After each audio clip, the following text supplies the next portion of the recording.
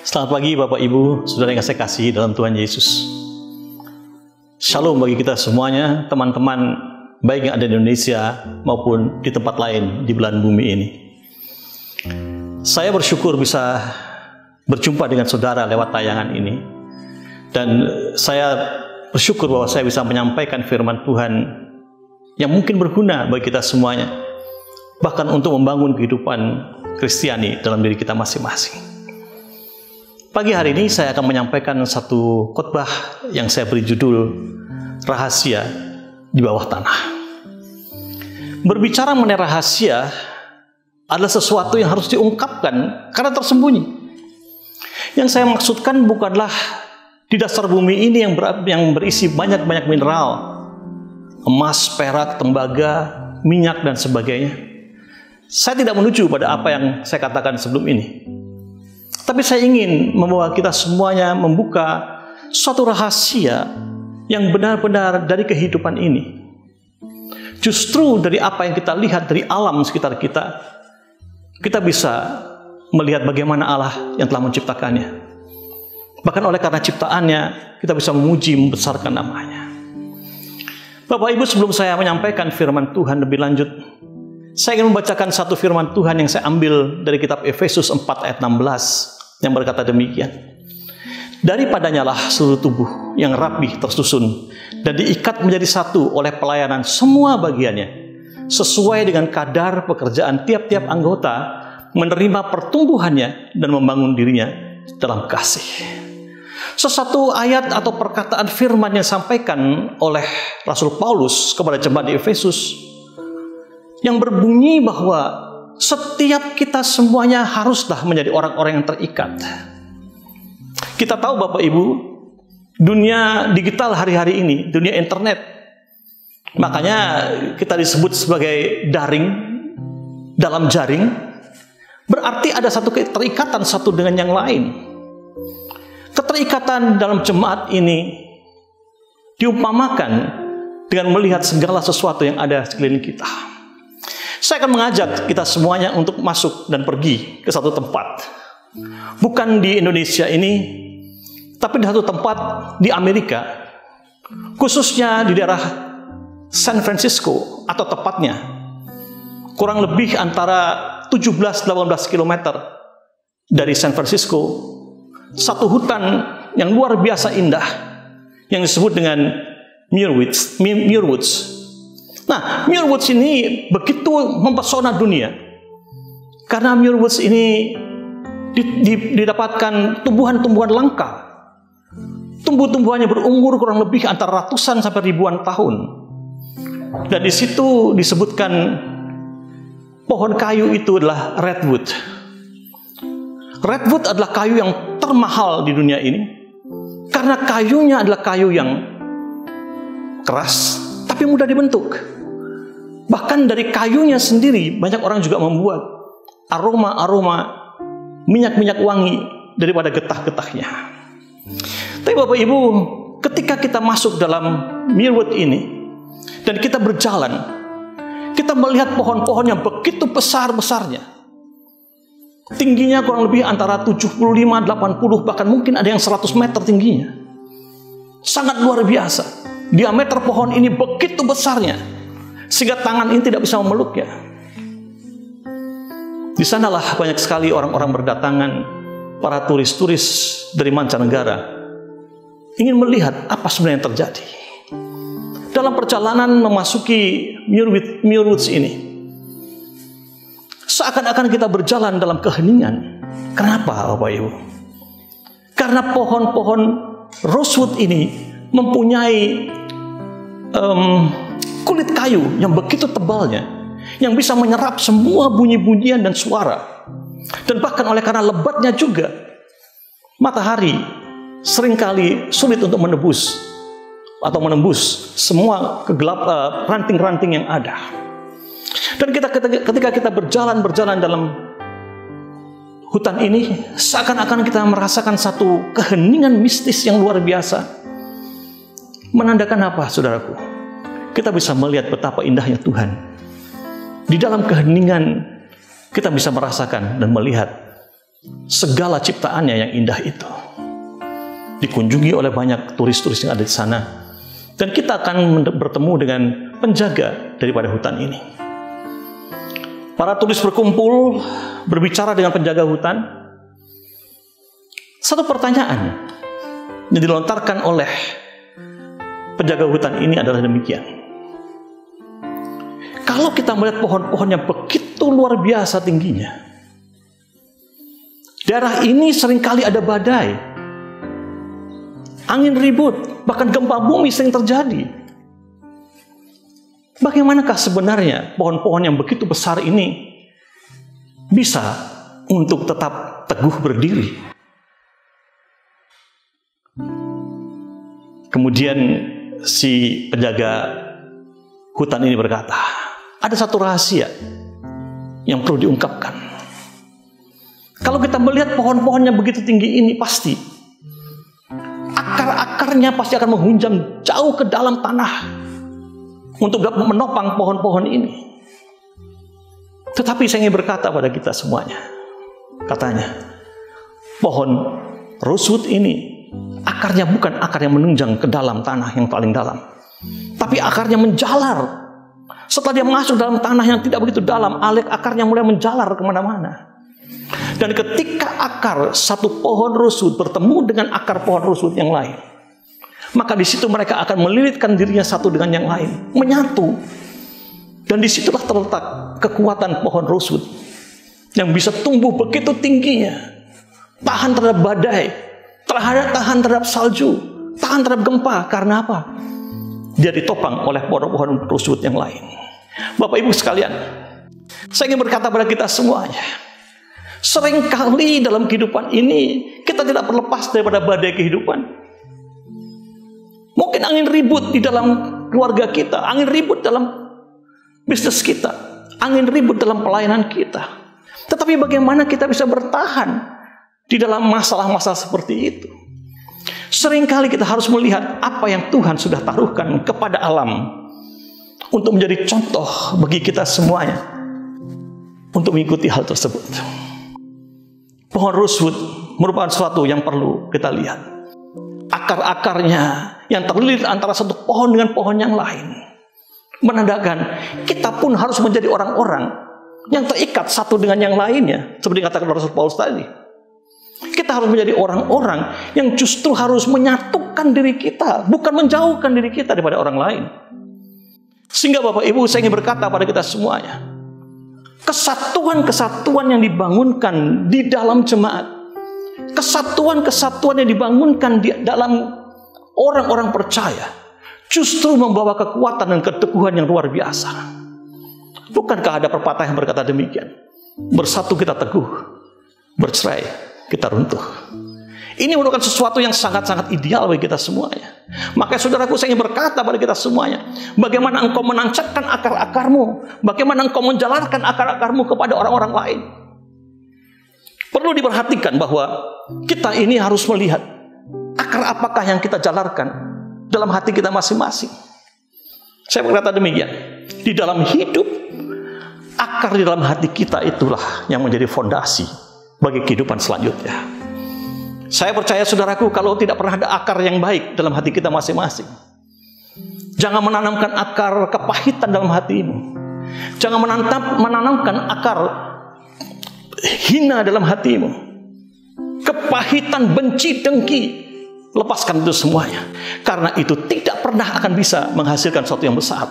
Malah firman Tuhan berkata demikian. Jagalah supaya jangan ada seorang pun menjauhkan diri dari kasih karunia Allah, agar jangan tumbuh akar yang pahit, yang menimbulkan kerusuhan dan yang menyebarkan orang banyak. Kepahitan dalam hati.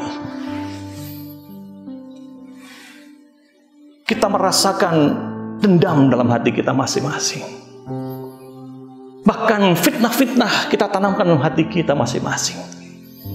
Itu hanya sekedar akan membuat kerusuhan bagi kita dan juga mencemarkan banyak orang. Ingat, apa yang kau tanamkan dalam hatimu, itu juga yang akan menjalar keluar. Bapak Ibu sekalian, pada hari-hari ini, bukan saja dalam dunia sekuler, tapi juga dalam gereja-gereja.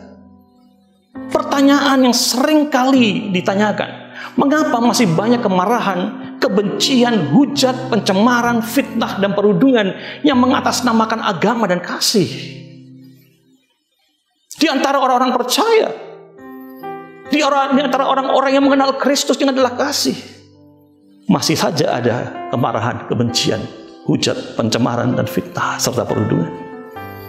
Apakah kita dapat disebutkan sebagai orang-orang yang benar-benar mengenal Allah kita dengan benar? Ataukah kita hanya menjadi orang-orang yang sekedar tahu, tapi tidak mengenal? Bapak Ibu, saya ingin katakan pada kita semuanya, jangan sampai kita menjadi orang-orang yang justru kehilangan semuanya itu, kehilangan kasih itu. Karena kasih adalah sesuatu yang akan membawa engkau lebih jauh lagi dalam kehidupanmu. Ada pepatah yang berkata demikian, if you lose your wealth, you lose nothing. If you lose your health, you lose something. But if you lose your character, you lose everything. Kasih merupakan salah satu daripada karakter kita. Kalau kita kehilangan kekayaan kita, Anda tidak kehilangan apa-apa. Kalau Anda kehilangan kesehatan Anda kehilangan sesuatu. Tetapi kalau Anda kehilangan karakter Anda, yaitu kasih, maka Anda akan kehilangan segala-galanya. Karena karakter itulah sebenarnya yang sedang ditunggu-tunggu oleh dunia ini. Karakter itu sebenarnya yang menjadikan orang lain berkata, ya, oleh karena karakternya, maka dia menjadi orang yang bisa untuk dihormati. Bapak Ibu sekalian yang saya kasih, pemazmur berkata demikian, aku memuji Tuhan yang menasihati aku. Di waktu malam pun suara hatiku mengajari aku. Dalam Mazmur 16 ayat yang ke-7.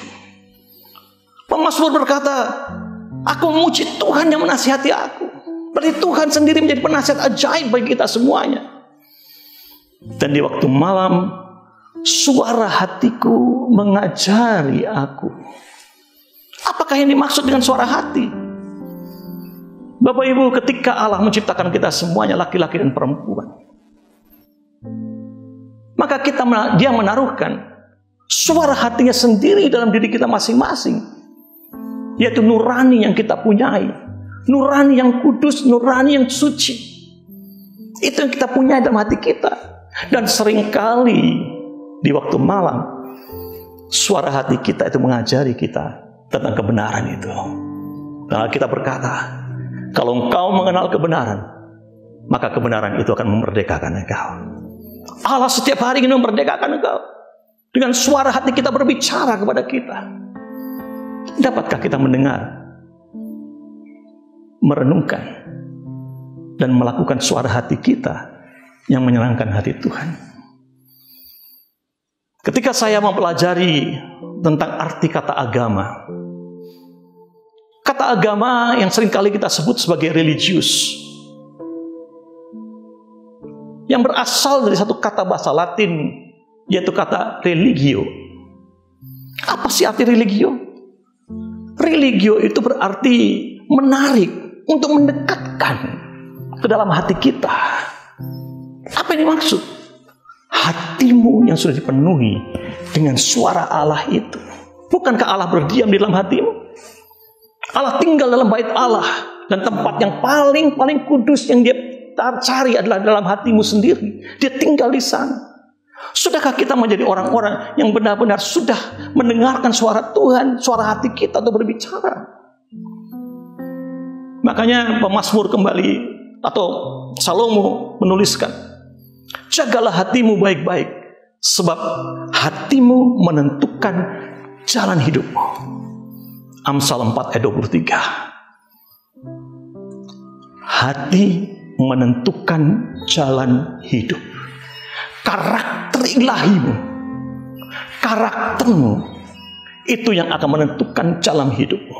Tidak ada seorang pun, Bapak Ibu, dalam dunia ini yang tidak atau tidak dapat dihargai tanpa dia mempunyai karakter yang benar. Sehingga saudaraku, orang berkata, orang yang paling luar biasa seperti Salomo adalah orang-orang yang berhikmat. Apa artinya hikmat? Memang Alkitab berkata, permulaan hikmat adalah takut akan Tuhan. Tapi saya ingin memberikan kepada saudara satu definisi lain daripada hikmat itu. Hikmat bukan banyaknya data yang tersimpan dalam otak kita. Bukan juga banyaknya gelar yang kita punyai. Bukan berapa banyak pengikut-pengikut kita. Tetapi kapasitas dan kemampuan yang kita punyai untuk melihat setiap kehidupan dengan nilai yang sama. Dapatkah kita melihat kehidupan apapun juga dalam dunia ini, khususnya kehidupan sesama manusia, mempunyai nilai yang sama? Mengapa hari-hari ini masih ada penindasan-penindasan yang terjadi? Agama menindas agama, yang kaya menindas yang miskin, yang berkuasa menindas orang-orang yang tidak berkuasa. Apakah itu yang dinamakan hikmat? Hikmat adalah sesuatu yang selalu mencari keseimbangannya. Hikmat adalah sesuatu di mana kita bisa melihat orang-orang lain seperti diri kita sendiri. Bukankah firman Tuhan berkata, kasihlah Tuhan Allahmu dengan segala pikiranmu, kekuatanmu, dan dengan hatimu. Tapi jangan lupa yang kedua, kasihlah sama manusia seperti engkau mengasihi dirimu sendiri. Saya sungguh tergerak ketika membaca ayat ini. Banyak orang yang berkata, aku mencintaimu Tuhan dengan segenap hatiku. Tapi bagaimana engkau mencintai sama manusia? Apakah juga segenap hatimu kau berikan kepada mereka? Bahkan lebih sulit lagi ketika firman Tuhan itu berkata, kasihlah sesama manusia seperti engkau mengasihi dirimu sendiri. Disitulah terletak keseimbangannya itu, Bapak Ibu Saudara. Yang kita perlu menjadi orang-orang yang melihat hal itu. Hidup itu adalah kudus adanya. Setiap manusia yang hidup itu sebenarnya kudus adanya. Karena ada satu kekudusan walaupun seberapa jahatnya orang itu. Ada satu yang kudus masih dalam hati mereka, itu nurani mereka. Orang sejahat apapun juga adalah orang yang masih punya sesuatu yang baik dalam dirinya. Makanya mereka sebenarnya harus dihargai.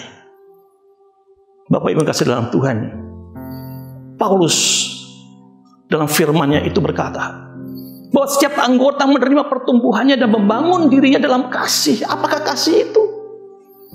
Tidak lain, Bapak Ibu, kasih itu adalah Allah sendiri. Allah yang tinggal dalam diri kita.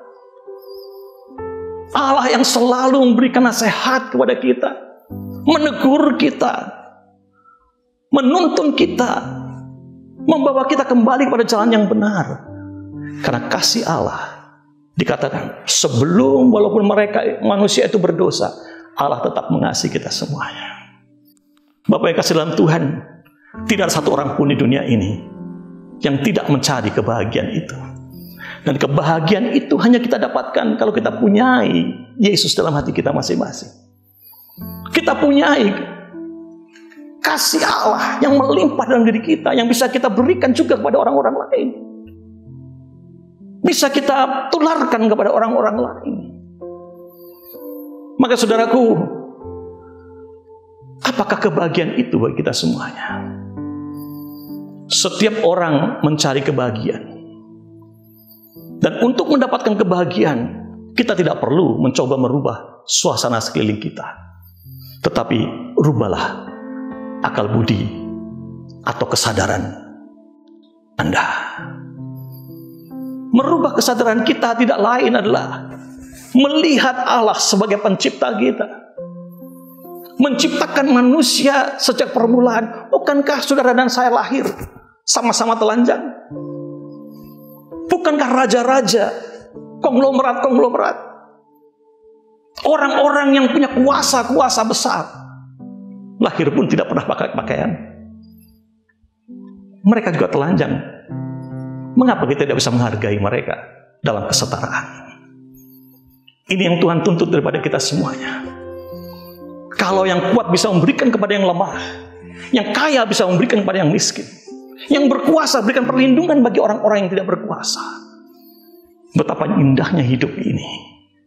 Dan biarlah seperti pohon rosewood, akar-akarnya boleh menjalar, memintal satu dengan yang lainnya, dan memberikan kekuatan.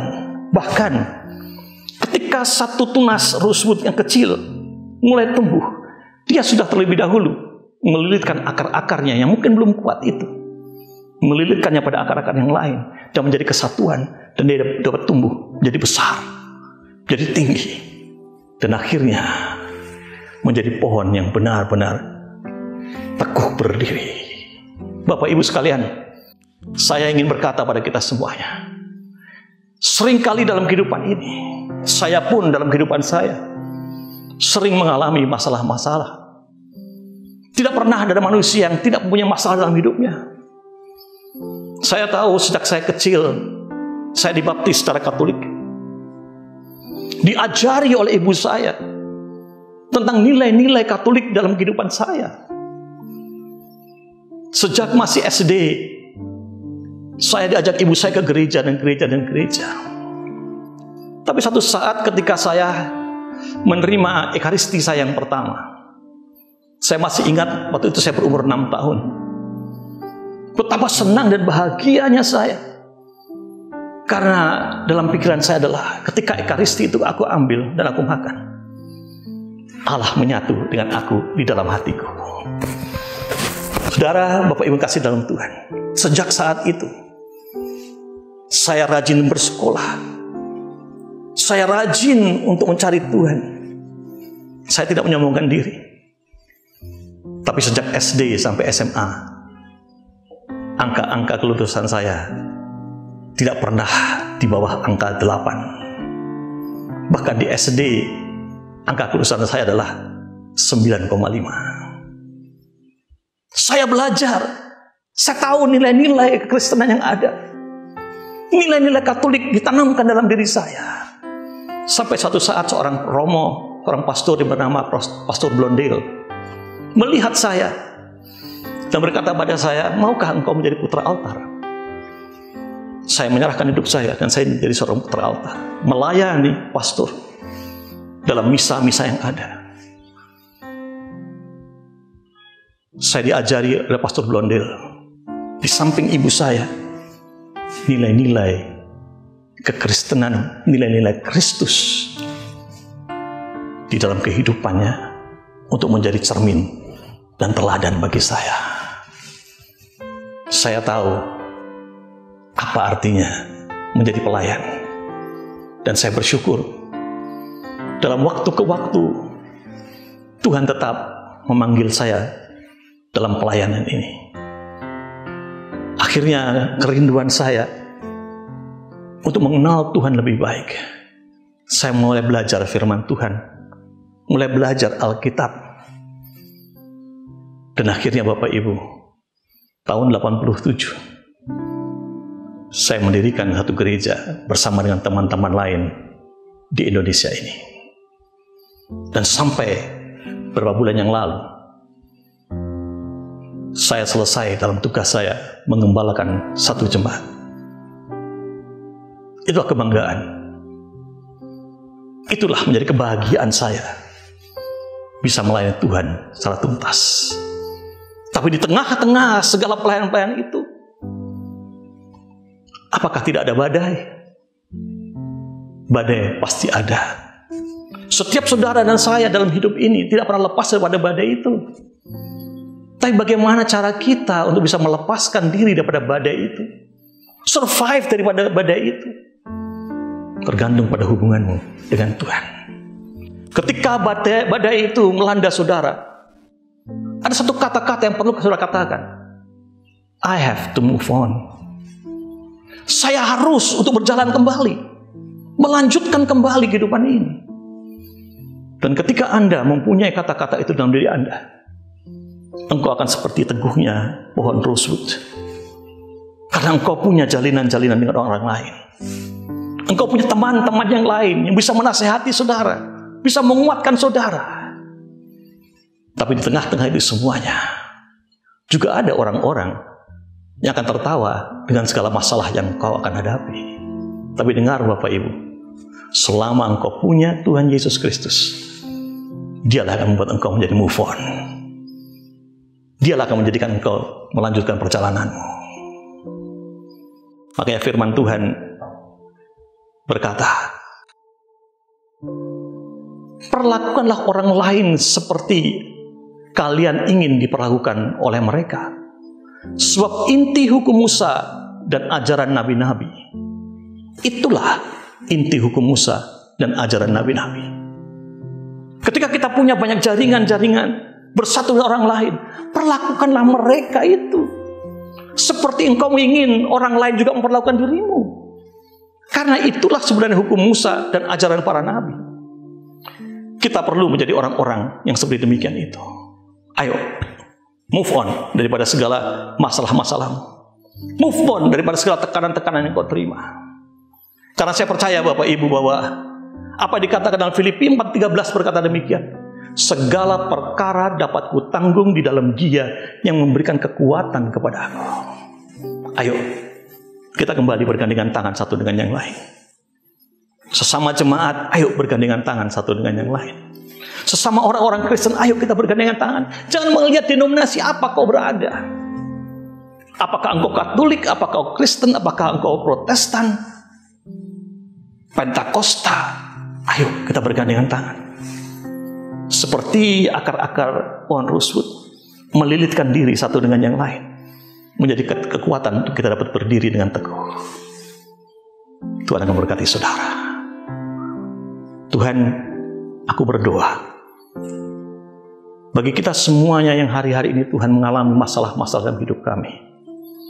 Jadikan kami seteguh pohon rosewood, di mana kami boleh melilitkan akar-akar kami dengan akar-akar pohon rosewood yang lain, ya Bapa.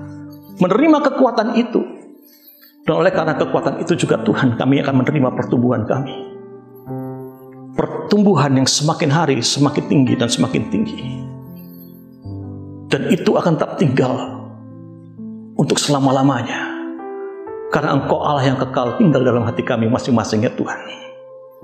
Tapi Tuhan, kalau ada dalam hati kami penuh dengan dengki, ampunkan kami ya Tuhan. Dan kiranya Engkau juga mengampuni kami daripada segala kesombongan kami, dari segala keegoisan kami. Mengampuni kami daripada segala perbuatan-perbuatan kami yang tercela, yang tidak sesuai dengan apa yang Kau inginkan ya Tuhan. Ampunkan kami. Dan kami percaya Tuhan, kalau hari ini kami boleh berdiri di hadapan-Mu, dan kami boleh mendengarkan firman-Mu ini, Engkau akan mengampuni kami dan memberkati kami secara berlimpah. Kiranya berkat daripada Allah Bapa, Allah Anak, dan Allah Roh Kudus menyertai kita semuanya hari ini dan sampai selama-lamanya. Amin.